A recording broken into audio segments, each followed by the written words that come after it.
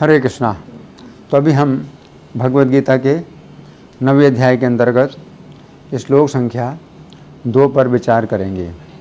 राज विद्या राजगुह्यम पवित्रम इदमुत्तमम प्रत्यक्षावगमम धर्म्यम सुसुखम कर्तुम अव्ययम।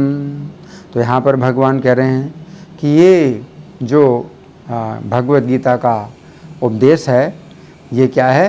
राज विद्या, समस्त विद्याओं का राजा है। राजगुह्यम, समस्त रहस्यों का भी राजा है। पवित्रम, ये पवित्र भी है। इदम उत्तमम, और ये उत्तम भी है। प्रत्यक्षावगमम, ये प्रत्यक्ष समझ में आता है। धर्म्यम, ये धर्म के अनुसार है। सुसुखम कर्तुम, और बहुत ही सुखपूर्वक किया जाता है। और अव्ययम, और अविनाशी है। तो अब हम सुनेंगे श्रील प्रभुपाद का जो है तात्पर्य, लेकिन तात्पर्य चूँकि बड़ा है तो इसलिए इसमें से हम कुछ हिस्सा ही पढ़ेंगे। धर्म्यम शब्द का अर्थ है धर्म का पथ। नारद वास्तव में दासी पुत्र थे। उन्हें किसी पाठशाला में जाने का अवसर प्राप्त नहीं हुआ था। वे केवल माता के कार्यों में सहायता करते थे और सौभाग्यवश उनकी माता को भक्तों की सेवा का सुयोग प्राप्त हुआ था। बालक नारद को भी ये सुअवसर उपलब्ध हो सका कि वे भक्तों की संगति करने से ही समस्त धर्म के परम लक्ष्य को प्राप्त कर सके। ये लक्ष्य है भक्ति। जैसा कि श्रीमद् भागवत में कहा गया है, सबे पुंसाम परो धर्मो यतो भक्ति रधोक्षजे। सामान्यतः धार्मिक व्यक्ति ये नहीं जानते कि धर्म का परम लक्ष्य भक्ति की प्राप्ति है। जैसा कि हम पहले ही 8वें अध्याय के अंतिम श्लोक की व्याख्या करते हुए कह चुके हैं, वेदेषु यज्ञेषु तपासु चैव। सामान्यतया आत्म साक्षात्कार के लिए वैदिक ज्ञान आवश्यक है, किंतु यहाँ पर नारद ना तो किसी गुरु के पास पाठशाला में गए थे, न ही उन्हें वैदिक नियमों की शिक्षा मिली थी, तो भी उन्हें वैदिक अध्ययन के सर्वोच्च फल प्राप्त हो सके। ये विधि इतनी शक्तिशाली है कि धार्मिक कृत्य किए बिना ही व्यक्ति सिद्धि पथ को प्राप्त होता है। ये कैसे संभव होता है? इसकी भी पुष्टि वैदिक साहित्य में मिलती है। आचार्यवान पुरुषो वेद। महान आचार्यों के संसर्ग में रहकर व्यक्ति आत्म साक्षात्कार के लिए आवश्यक समस्त ज्ञान से अवगत हो जाता है, भले ही वह अशिक्षित हो या उसने वेदों का अध्ययन ना किया हो। तो हमने प्रभुपाद के तात्पर्य का कुछ हिस्सा पढ़ा। अब हम सुनेंगे श्री भगवान ने कहा में इस श्लोक की कैसी व्याख्या हुई है। पिछले श्लोक में श्री कृष्ण ने बताया था कि वे एक ऐसा ज्ञान बताएंगे जिसके द्वारा अर्जुन अपने जीवन की समस्त बाधाओं से मुक्त होते रहेंगे। उस समय अर्जुन के मन में प्रश्न उठा कि यदि श्री कृष्ण ऐसा ज्ञान बताएंगे जिसके द्वारा अर्जुन अपने जीवन की सभी बाधाओं से मुक्त होते रहेंगे, तो दूसरी प्रकार की अनेक विद्याओं की तुलना में इस विद्या का कितना महत्व है। अंतर्यामी होने के कारण श्री कृष्ण अर्जुन की शंका को समझ गए। अतः उन्होंने इस श्लोक में बताया है कि ये ज्ञान उन सभी विद्याओं का राजा है जो भी अनेक प्रकार की विद्याएं इस भौतिक संसार में हो सकती हैं। इस श्लोक में श्री कृष्ण की 8 अत्यंत महत्वपूर्ण शिक्षाएं हैं जिनकी हम क्रम पूर्वक चर्चा करेंगे। तो पहली शिक्षा, इस श्लोक में प्रारंभिक शब्द है राज विद्या, अर्थात यह ज्ञान समस्त विद्याओं का राजा है। इस संबंध में राज विद्या नामक पुस्तक में श्रील प्रभुपाद लिखते हैं, 9वें अध्याय का विषय है राज विद्या। राज शब्द का अर्थ है राजा और विद्या शब्द का अर्थ है ज्ञान। सामान्यतः कोई व्यक्ति किसी एक विषय में राजा है तो दूसरा किसी अन्य विषय में, किंतु यह ज्ञान सबों में सर्वोपरि है और समस्त विद्याएं इसके अधीन हैं या इसी से संबंधित हैं। इति ये बात समझने की है कि इस ज्ञान में आत्मा तथा शरीर के अंतर को जाना जाता है। समस्त विद्याओं के राजा इस ज्ञान की पराकाष्ठा है। श्री कृष्ण की अनन्य भक्ति। सामान्यतया लोगों को इस राज विद्या की शिक्षा नहीं मिलती, उन्हें बाहरी शिक्षा दी जाती है। इस श्लोक के तात्पर्य में श्रील प्रभुपाद लिखते हैं, जहाँ तक सामान्य शिक्षा का संबंध है उसमें राजनीति, समाज शास्त्र, भौतिकी, रसायन शास्त्र, गणित, ज्योतिर्विज्ञान, इंजीनियरिंग आदि में लोग व्यस्त रहते हैं। विश्व भर में ज्ञान के अनेक विभाग हैं और अनेक बड़े बड़े विश्वविद्यालय हैं, किंतु दुर्भाग्यवश कोई ऐसा विश्वविद्यालय या शैक्षिक संस्थान नहीं है जहां आत्मविद्या की शिक्षा दी जाती है। फिर भी आत्मा शरीर का सबसे महत्वपूर्ण अंग है। आत्मा के बिना शरीर का कोई महत्व नहीं है। तो भी लोग आत्मा की चिंता ना करके शारीरिक आवश्यकताओं को अधिक महत्व देते हैं। इति ये बात समझने की है कि श्री कृष्ण की अनन्य भक्ति समस्त विद्याओं का राजा है, क्योंकि इस विद्या के द्वारा व्यक्ति इस भौतिक संसार के जन्म मृत्यु के चक्र से छूटकर श्री कृष्ण के परम धाम में जा सकता है। यह विद्या इस भौतिक संसार की नहीं है। भौतिक संसार की जितनी विद्याएं हैं उनके द्वारा व्यक्ति इसी भौतिक संसार में ही बना रहता है। अब दूसरी शिक्षा, इस श्लोक में अगला शब्द है राजगुह्यम, अर्थात समस्त गोपनीयों का राजा। गुह्य शब्द का निर्माण गुहा से हुआ है। ये समझने की बात है कि किसी पर्वत की गुहा में सदा अंधकार ही रहता है। जो व्यक्ति यदि गुहा में छिप जाता है तो उसे ढूंढना कठिन है।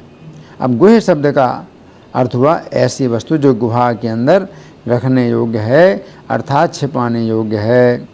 सबसे अधिक छिपाने योग्य बात है कि श्री कृष्ण जो मनुष्य की लीला कर रहे हैं वे ही दिव्य परम पुरुष हैं।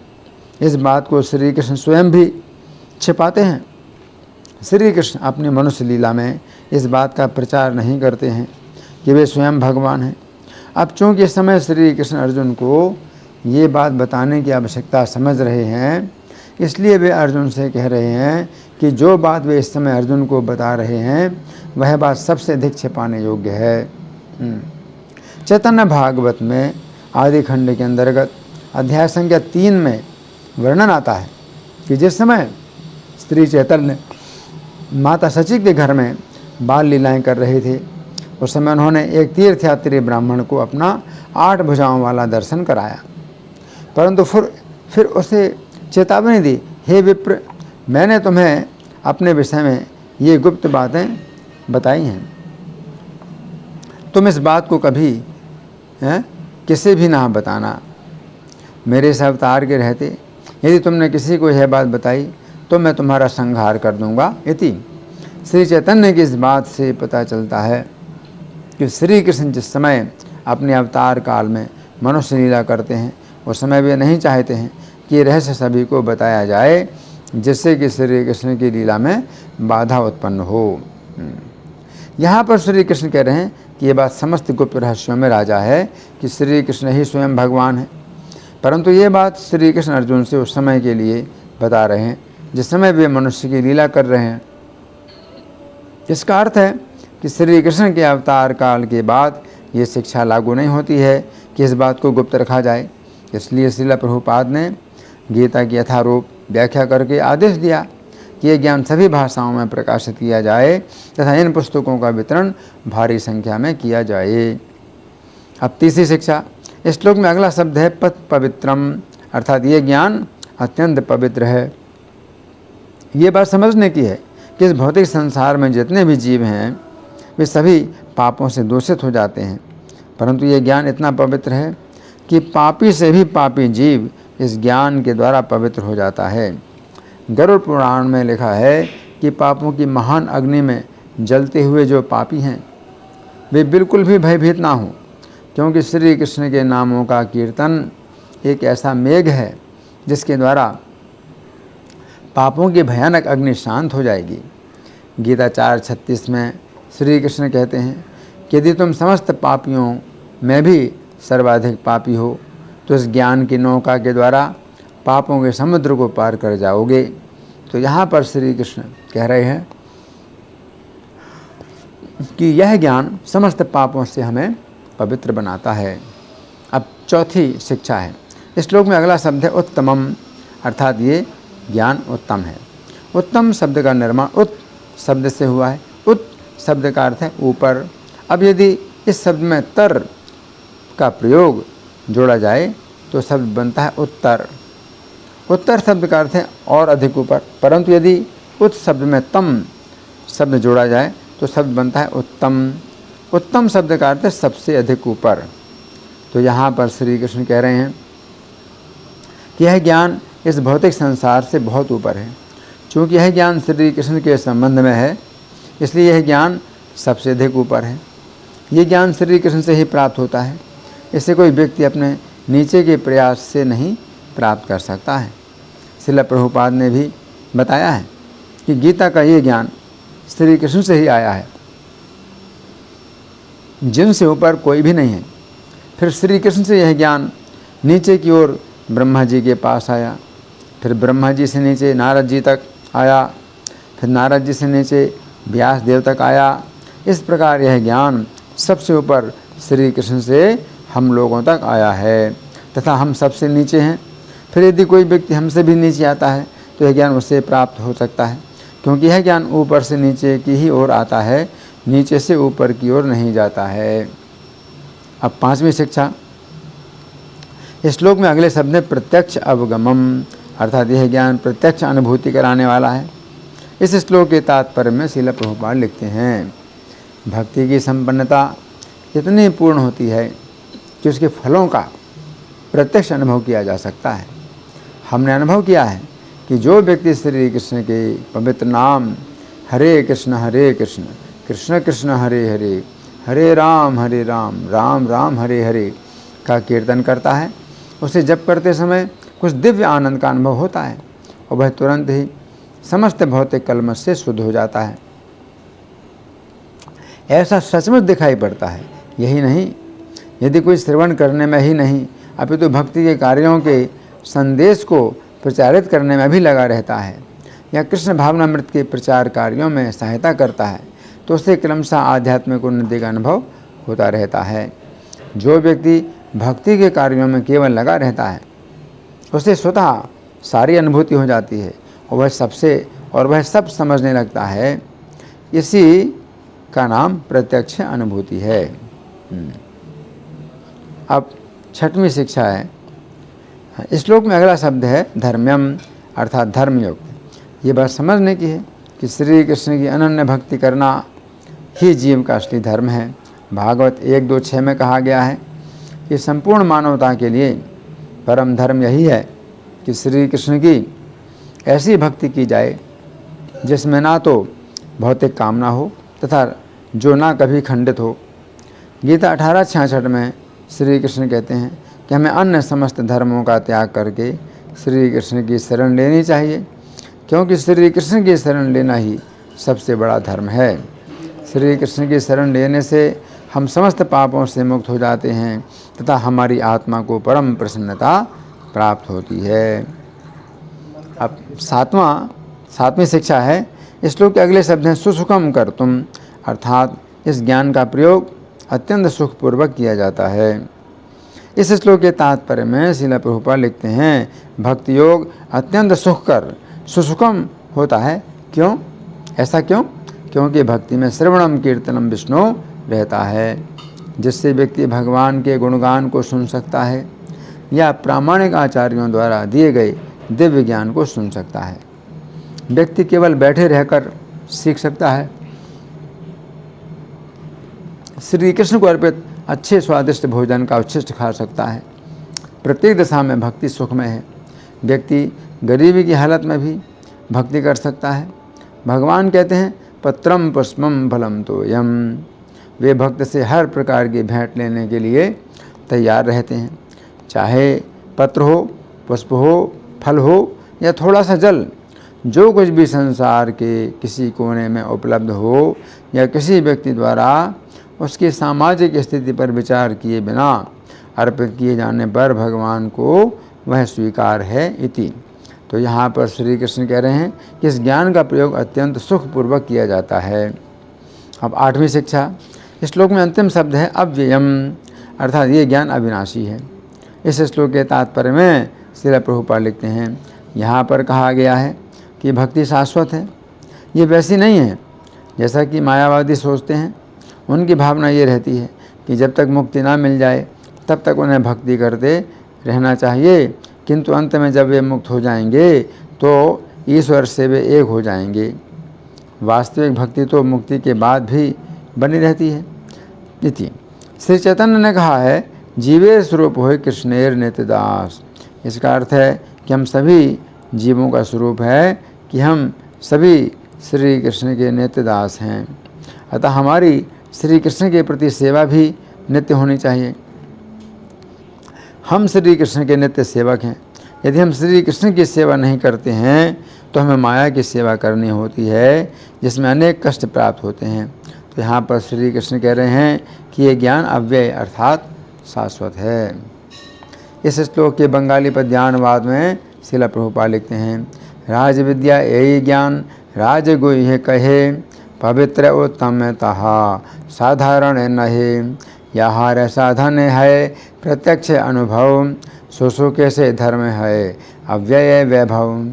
यहाँ पर श्री कृष्ण अर्जुन से कह रहे हैं, सुसुख से धर्म है अव्यय वैभव, अर्थात हे अर्जुन, मेरी भक्ति अत्यंत सुखपूर्वक होती है, इसमें कोई परिश्रम नहीं होता है, तथा ये भक्ति अविनाशी है। ये भक्ति ऐसी नहीं है जिसका कोई अन्य फल हो। भक्ति अपने आप में साधन भी है तथा साध्य भी है, अतः तुम मेरे भक्त बनो। तो यहाँ भगवान जो कह रहे हैं 8 प्रकार की विशेषताएं, इस ज्ञान की 8 प्रकार की विशेषताएं। 9वें अध्याय में जो भगवान ज्ञान देंगे तो सबसे पहली बात भगवान कहते हैं राज विद्या, समस्त विद्याओं का राजा है ये, है ना। तो विद्याएं तो कई प्रकार की होती हैं, तो विद्या का मतलब है जैसे आजकल की शिक्षा में अनेक विभाग हैं ज्ञान के, तो भौतिक विज्ञान भी एक विद्या है, रसायन विज्ञान भी एक विद्या है, औषधि विज्ञान भी एक विद्या है। तो औषधि विज्ञान में अनेक प्रकार की दवाइयाँ बनाई जाती हैं, और भौतिक विज्ञान उसकी सहायता से बहुत सी मशीनों का निर्माण होता है। फिर विद्युत विज्ञान, तो विद्युत विज्ञान जो बिजली का विज्ञान है, इससे बहुत तरह की मशीनें बनती हैं, और जैसे लाइट है, प्रकाश है, वो भी बनता है। और फिर इलेक्ट्रॉनिक विज्ञान, तो इससे बहुत सी इलेक्ट्रॉनिक मशीनें बनती हैं, कंप्यूटर है, मोबाइल है, इलेक्ट्रॉनिक विज्ञान। तो इस प्रकार के बहुत सी विद्याएं हैं, और लोग इनमें बहुत चकित भी हैं कि कितने बड़े बड़े कार्य हो रहे हैं। लेकिन ये जो गीता का ज्ञान है, ये उन सब विद्याओं का राजा, इन सब विद्याओं का राजा है ये, है ना।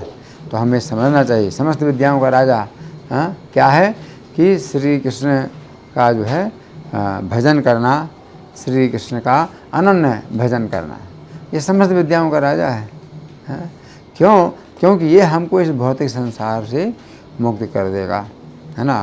राज विद्या राज गुह्यम, और जितने भी छिपाने योग्य बातें हैं उनका जो है सबसे ज़्यादा ये क्या है, राजा है।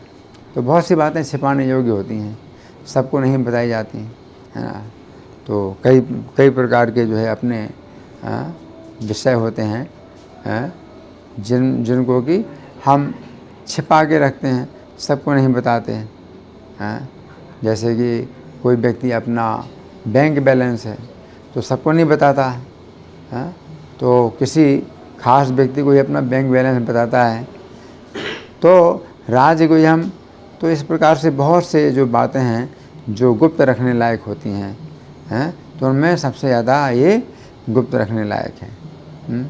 जैसे कोई व्यक्ति अपनी धन संपत्ति है तो कैश है, तो उसको दिखा करके नहीं चलता है,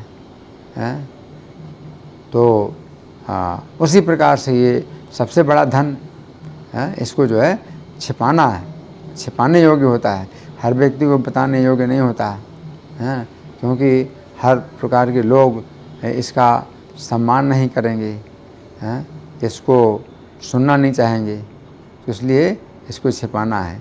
पवित्रम इदम उत्तमम, ये पवित्र भी है और उत्तम भी है। प्रत्यक्ष है गमम, प्रत्यक्ष ही समझ में आता है, ये ज्ञान प्रत्यक्ष ही समझ में आता है, इसमें कोई पूर्व योग्यता की आवश्यकता नहीं है, हैं?